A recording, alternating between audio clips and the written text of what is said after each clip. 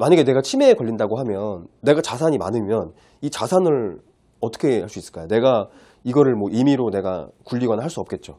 그리고 이걸 지킬 수도 없겠죠.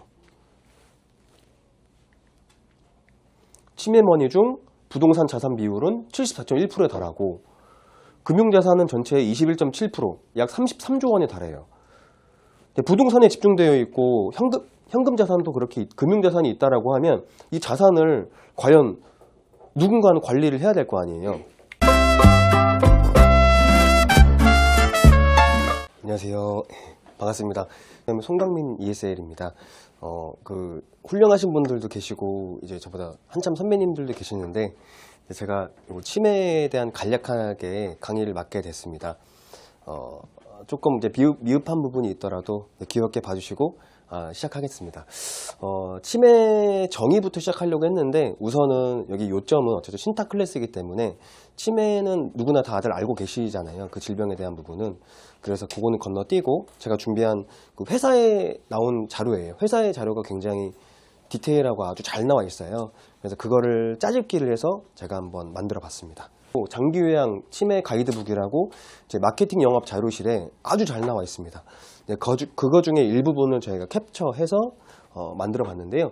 장기 요양에 대한 부분은 크게 설명하지는 않을 겁니다. 치매 신탁이 중요한 요점이기 때문에 장기 요양과 치매 차이만 보고 넘어갈게요.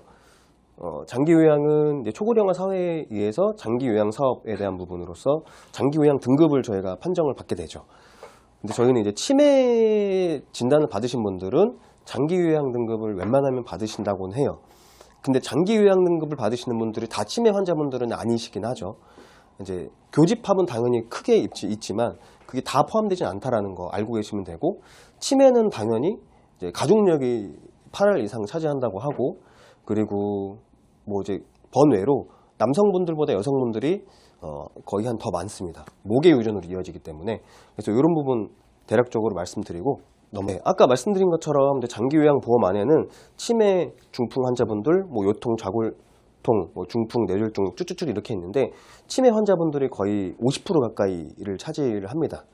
그래서 장기 요양 등급을 판정을 받게 된다라는 부분이고, 저는 오늘 장기 요양 등급에 대한 부분을 디테일하게 설명할 건 아니니까 이 상태로 넘어가 보겠습니다. 이게 다 회사 자료입니다. 일단 치매 상태에 대해서 말씀드릴 건데요. 치매 정도의 급수라고 보시면 됩니다. 정도의 차이. 그걸 CDR 척도라는 부분으로 매겨질 수 있는데요. 최경도가 0.5입니다. CDR 척도 0.5. 경증이라 보시면 되고요. 완전 최경증이에요. 그리고 CDR 척도 1, 2, 3으로 보통 나눌 수가 있는데, 보시면 경도 1, 중증도 2, 중증은 3. 그래서 보통은 약한 건 1단계, CDR 척도 1, 중증도, 중간 단계는 2, 그 다음에 심한 정도는 저희가 통상적으로는 중증, CDR 척도 3 이상이 된다라고 말씀을 드릴 수가 있을 것 같아요. 그래서 중증 같은 경우는 혼자서 생활이 불가능합니다. 그리고 중증 치매 보통 보셨죠? 드라마나 영화 보시면 아주 심각한 치매 환자분들이 많이 있으신데 그런 단계라고 보시면 됩니다. 그래서 지금 현재 보시는 것처럼 65세 이상 추정 치매 환자 수는 경증부터 시작해가지고 쭉쭉쭉쭉 해서 생각보다 많죠. 우리나라의 치매 환자 수가 점점점 늘어나고 있어요. 이 늘어나고 있는 바탕에는 초고령 사회가 또 원인이 될 수 있겠죠. 넘어가겠습니다. 치매를 유발하는 주요 원인, 아까 제가 가족력도 큰 요인이다라고 말씀드렸는데 노화가 되는 부분도 마찬가지겠죠, 당연히. 그리고 여성분들이 모계 유전으로 치매라는 부분은 모계 유전으로 이어지다 보니까 전체 환자의 70% 이상이 여성분들이래요. 요즘에는 남성분들도 점점 비율이 늘어나고 있다고는 합니다만, 한편으로는 또 여성분들이 모계 유전이라는 요인도 있지만 남성보다 수명이 길기 때문에 남성분들은 치매에 걸리기 전에 돌아가시죠. 그렇지만 여성분들은 오래 살기 때문에 치매에 걸리고 사망하시는 케이스가 있기 때문에 확률적으로 더 크다라고 말씀드릴 수 있을 것 같아요. 그리고 가족력 말씀드렸죠. 부모 모두 알츠하이머병이면 자손이 80세까지 알츠하이머병에 걸릴 위험도는 54%에 달한대요. 예. 그리고 만성질환, 고당, 고내심, 고혈압, 당뇨, 고지혈증, 뇌혈관, 심혈관이죠. 이런 것들에 대한 만성질환은 혈관성 치매의 대표적인 위험 인자예요. 네, 뇌졸중도 마찬가지죠. 이게 뇌랑 직결된 요인이다 보니까, 질병이다 보니까 뇌졸중 발생하신 분들이 치매로 이어질 가능성이 크다라는 거죠. 근데 음주나 흡연도 당연히 마찬가지고요. 치매는 무서운 게 그거죠. 암이나 다른 질병 같은 경우는 나만 이제 아프면 되는데, 치매는 나는 몰라요. 근데 주변에 있는 가족분들이 그 고통을 짊어지고 가야 되는 부분이 있어서 가족과 그 환자분 본인도 같이 이제 고통이 큰 질병이다라고 말씀드릴 수 있을 것 같아요. 그래서 치매에 걸리면 간병하는 가족분들 우울증이 2배 이상 된대요. 그렇겠죠, 당연히. 내 가족이 치매 환자다라고 하면 혼자 못 두잖아요. 내 가족분을. 내 어머님이나 아버님이나 치매 환자다라고 진단을 받으면 내가 어딜 가서 생활을 못할 것 같아요. 경제활동하기도 제한적일 것 같죠. 그 말은 즉슨 이제 내가 간병을 직접 하지 못한다면 간병인을 써야 되는데, 이 간병인에 대한 비용도 만만치가 않고 연간 이 치매 환자에 대한 관리 비용이 어마무시하다라는 거죠. 네. 1인당 치매 환자 관리 비용이 2,220만 원, 연간 가구 소득의 5,800만 원 이상, 약 38% 수준이래요. 소득의 한 40% 가까이가 치매 환자의 비용으로 쓰인다는 거죠. 간병비도 자그마치 한 달에 월 평균 370만 원 정도가 나간다고 하면 굉장히 간병비로 진짜 풍비박산 난다라고 하는 게 과언이 아닌 것 같아요. 뭐 간접 비용도 있을 수 있고, 뭐 직접적인 의료비, 뭐 간접 의료비, 노인 장기 요양비 등등, 뭐 치매로 인한 부분으로서 뭐 시설을 가시거나 아니면 그 전에 재가로 이제 왔다 갔다 하시는 분들도 있으시잖아요. 그런 비용들까지 포함하면 나라에서 지원이 된다 하더라도 본인 부담금도 있을 거고요.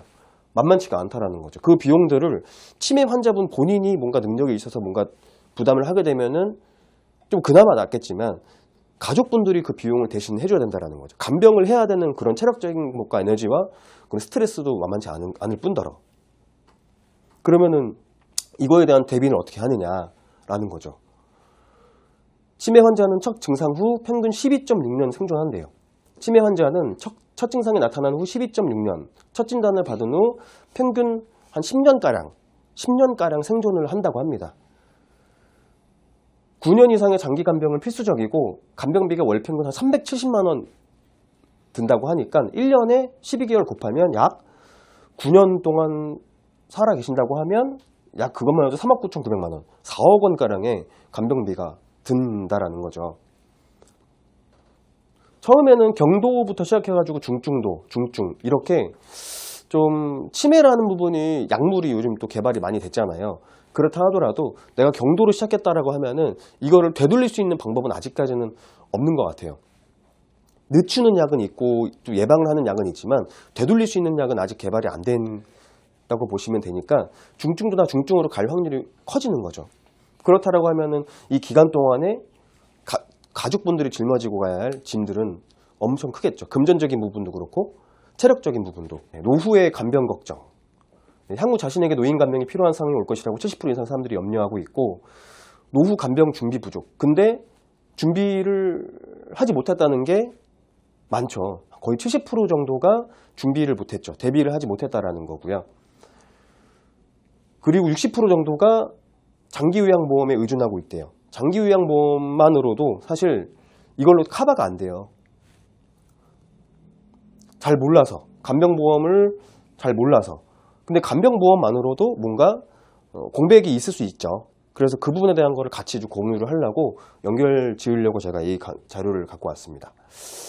이건 아까 말씀드린 내용이죠. 월 평균 370만 원의 간병비가 된다는데, 늘어난 간병 수요로 2016년도 대비 50% 상승했대요. 인건비가 점점 올라가고 있잖아요. 그래서 요거를 어떻게 하느냐.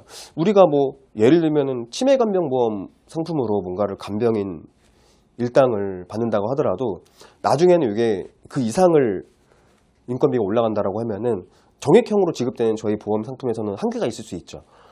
근데 또 여기서 생각을 해봤을 때, 치매가 만약에 나의 가족에 닥친다면 어떨까요? 이 치매 간병보험만으로도 준비가 안 되고, 만약 가족력이 있다라고 하면 그 이상의 뭔가를 준비를 할 수 있겠죠. 요런 말이 있어요. 치매 머니라고. 또 154조 원이 치매 환자분들이 직접적으로 갖고 있는 자산 규모래요. 네, 사상 첫 고령 치매 환자 자산 전수 조사로 본 현실과 과제. 65세 이상 고령 치매 환자가 124만 명이래요. 근데 그중 치매 환자 중 자산 보유 환자가 그 중에서 154조 원이 있고 2050년도에는 488조 원까지 올라간다고 해요. 이 자산을 만약에 내가 치매에 걸린다고 하면 내가 자산이 많으면 이 자산을 어떻게 할 수 있을까요? 내가 이거를 뭐 임의로 내가 굴리거나 할 수 없겠죠. 그리고 이걸 지킬 수도 없겠죠.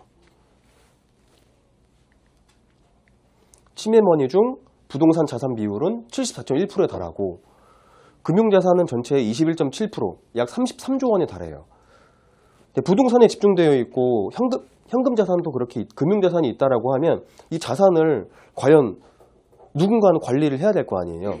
치매 환자도 점점점 고령화 시대에 치닫게 되면서 올라가고 있고 397만 명이 된대요. 사회적 의미와 문제점, 치매머니의 방치. 그쵸, 이게 이 돈이 다 방치가 될 수밖에 없겠죠. 관리가 제대로 안 될 수밖에 없잖아요. 내가 치매 환자라고 하면. 감사합니다.